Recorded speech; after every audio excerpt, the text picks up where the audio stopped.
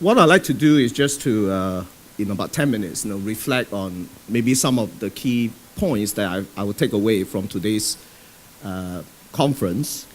But first of all, I just want to thank the acting minister for gracing the occasion. And of course, to the speakers, the sponsors, to participants, and of course to the secretariat for all the hard work in helping to put this together. Let me just reflect a little bit through the day in terms of the sessions and some of the key learning points.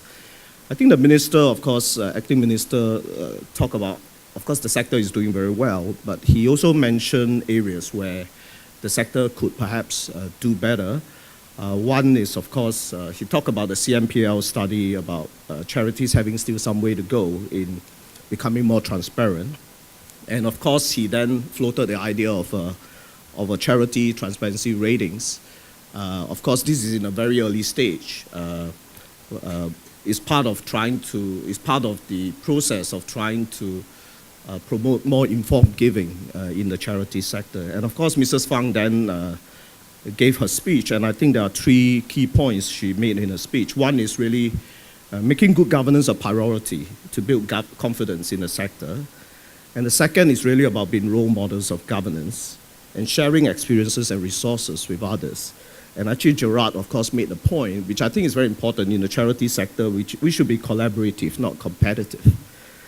And everyone, I think the third key point is everyone, including the general public, have a role to play.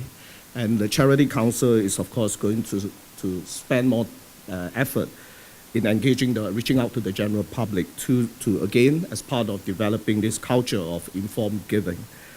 And then we have really excellent speeches this morning. We had Gerard. He had so many learning points, and I don't think I can do any justice to what he really said.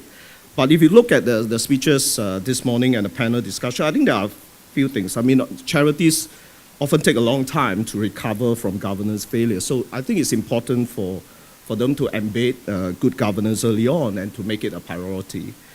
And I think we also, and it's kind of reflected in the poll too, in terms of the causes of governance failures. I think the key cause, I think, according to you, is over-concentration of powers in one or few individuals. But of course, Gerard also talked about kind of board members sitting on the board for too long. Of course, when that happens, sometimes there's the issue of groupthink, and of course, the failure to put in place proper controls and so on. So there were quite a few useful takeaways, I think, from Gerard's speech. And then we had an interesting presentation from Mr. Tao Tzu, and he gave us some interesting insights on the introduction of the Foundation Transparency Index in China and how that has improved donor confidence, I think, in the sector in China. And I guess, again, I think over time, this is the trend everywhere in terms of having some kind of index, whether you call it index or rating, in terms of to kind of let donors know in terms of what charities are actually doing. So focusing on the transparency of charities. In the morning, we also heard from Ms. Cole, Lena, from the Personal Data Protection Commission. I would say that as a consumer, I'm a big supporter of the act. As I say, it's not fun when I go to New York quite often and you get a call at 3 a.m. in the morning or SMS when you have to keep your phone on because in case you have something important from your family or from my old parents, for example. So I'm personally a big supporter, but of course it means that charities will have to put in place practices to comply, make sure they comply with the act.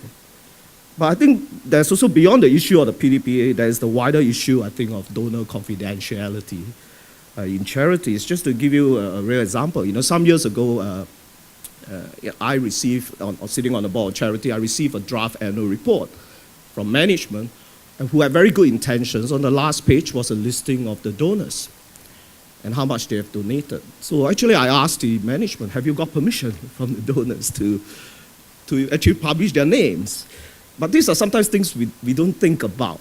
But donors may not necessarily want their names to be revealed. So in that case, we say no, we don't publish it, but going forward, ask permission, from the donors to do that.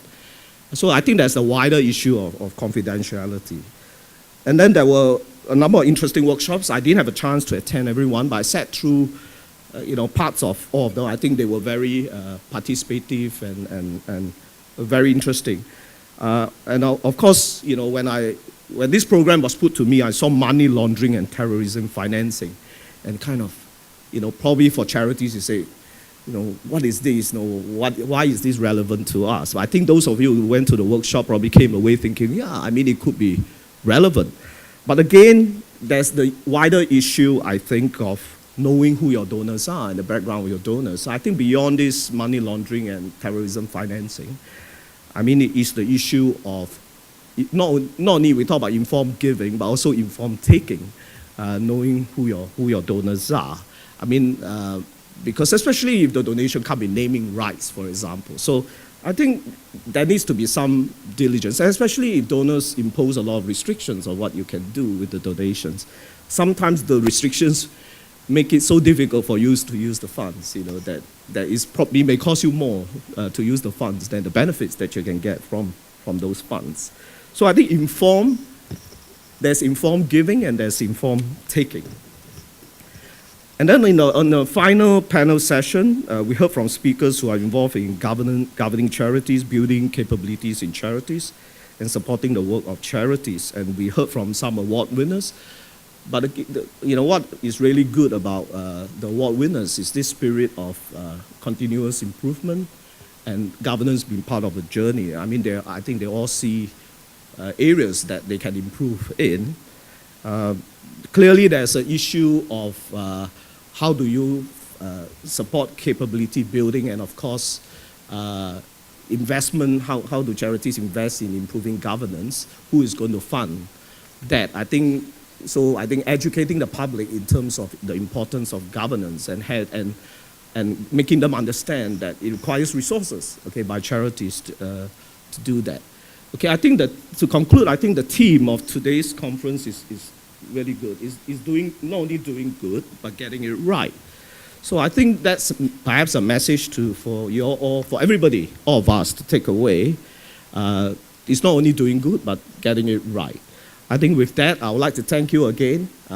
Thanks very much and have a good evening.